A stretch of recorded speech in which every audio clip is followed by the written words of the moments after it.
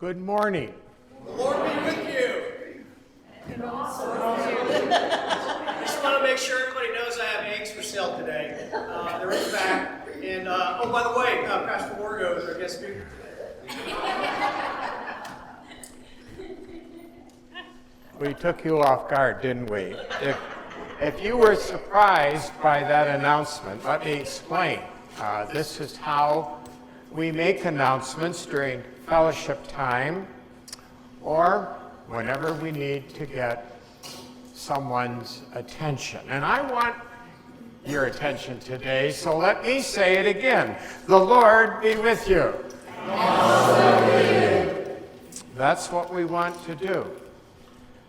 When we want to get someone's attention, we say something. The Lord be with you is actually a wonderful way to greet people, especially when you take time to consider what you are saying. You are calling upon God to be part of what you are doing. Whether it be a worship service here in the sanctuary or fellowship time or gathering the family around the table or meeting friends and neighbors in the street. You are calling on the name of God. In the Bible, calling on the name of the Lord was an important part of virtually every conversation in the Old Testament times. When the name of God was mentioned, whatever, in an ordinary conversation, everyone in the room would stop what they were doing and everyone would say together, "Blessed be his name." Everyone paid attention when God's name was mentioned. Nobody wanted to be guilty of saying God's name the wrong way. Because if you said the name of God the wrong way, you were guilty of sin. Guilty of a crime against God, a capital offense. So much has changed. We don't say, "Blessed be his name," whenever God's name is mentioned. And no one in our society today is afraid to mention the name of God. But when we still want to get someone's attention, we still say something. Especially if we're angry and we want that person to know, "I am angry." Or if we're trying to be funny. "Look at me. Listen to this. Pay attention to me."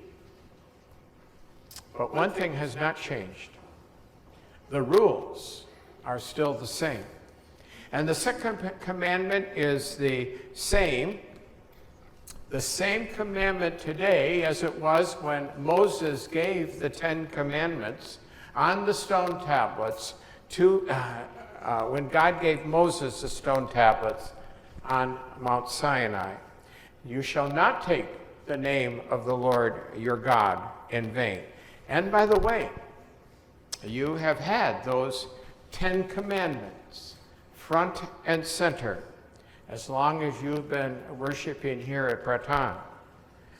When you move to your new church, the cross will be up there front and center.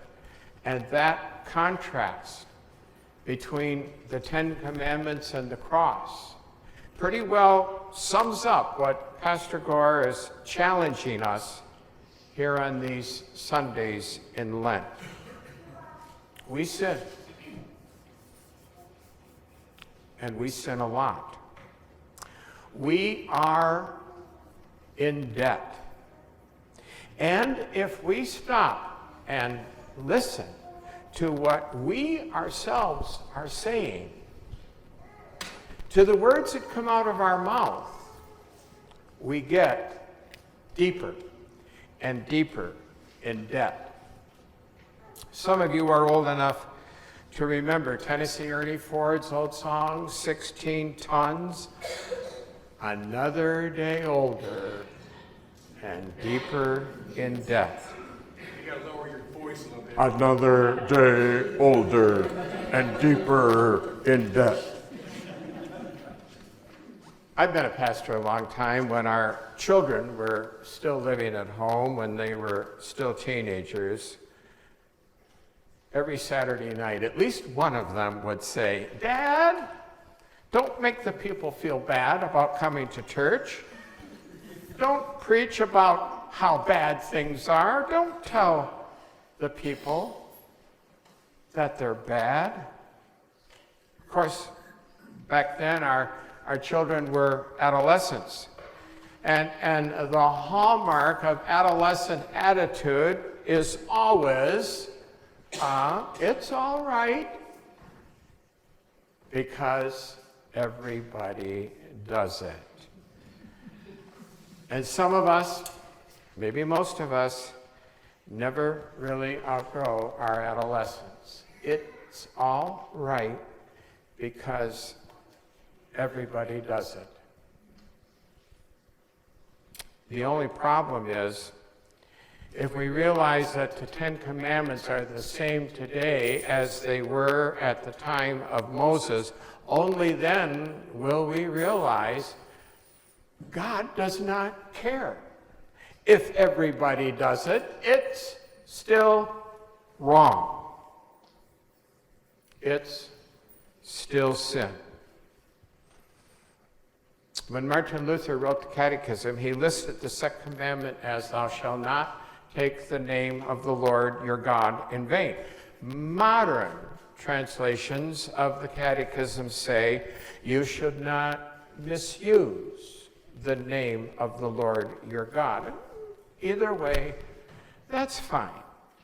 But the Catechism leaves out the rest of the second commandment. In the Bible, the second commandment reads, "You shall not take the name of the Lord your God in vain, for the Lord will not hold him guiltless who takes his name in vain." Now, that should get your attention. Luther wrote in the Catechism, what does this mean? We should not curse, swear, use witchcraft, lie, or deceive by his name. Of course, this was back in the Middle Ages, back when, I guess you could say, witchcraft was really a big deal. And by the way, in just 3 years, we will be celebrating the 500th anniversary of the writing of the Catechism. Today, witchcraft could be defined simply as worshiping Satan, and as some people do, as Deacon mentioned last week. But for us, the big deal is cursing, swearing. Actually, the big deal is still what we say to get people's attention. If someone makes you angry, you could say, "Oh, please stop doing that. It bothers me." Or you could say, "You can go to hell." That's cursing. Swearing is calling upon God to be your witness. And of course, if you're in court, the government has a right to ask you to swear, "So help you God." But swearing in the courtroom is not the problem. The problem simply is what we say to get people's attention. And here I have to say there is one thing that bothers me the most. And when Pastor Gore asked me to do this sermon, the first thing I said was, "Well, you know, there's one thing that bothers me the most." And he said, "You know what? There's one thing that bothers me the most too. And guess what? that one thing was the same for both of us. Oh my God. Just think, once upon a time when the Bible was being written, people would stop whatever they were doing whenever God's name was mentioned, and they would say, "Blessed be his name." Today, at least here at church, we stop talking when we hear "the Lord be with you," but anywhere and everywhere in our society, the name of God, oh my God, is used time and time again by people who think nothing of it. The adolescents are right.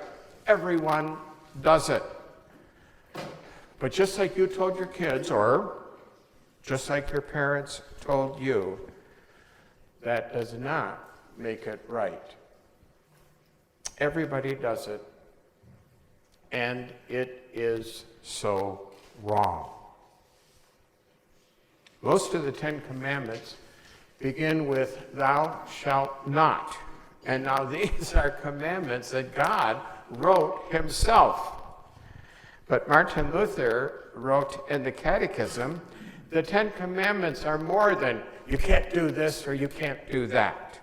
Luther wrote, there are good things that we can do, things we should do, and what a difference that can make. Instead of just being negative, there are ways the Ten Commandments can make our life better. A couple of weeks ago, I suggested that we celebrate how great is our God by the way we use the name of God. In the Catechism, Luther wrote, call upon God's name whenever there is trouble. Pray, praise, give thanks. Oh my God, can be a celebration of faith. We want to get people's attention with the words we use. Let people hear us say, oh my God. Pay attention to what you say. And don't forget, God is paying attention to you. Amen.